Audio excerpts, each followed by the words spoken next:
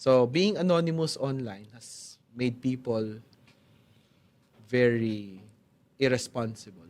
Yes. And maraming kayang mang-scam, maraming kayang manakit ng damdamin ng iba. Hindi sila thoughtful about the words they say. Bullying, cyberbullying, and this is a So, phenomenon. this is a reminder for everyone. Tech might have advanced us men into better providers. But maybe let's take a look and step back on how it made us weaker as men in general. Yung tipong, kung lalaki ka, bakit yung tatago behind tapos kaya mo magmura, kaya mo manlait ng ibang tao. Kaya mo mag-keyboard warrior, And cyberbully, nagtatago ka behind a fake photo, fake persona. fake persona.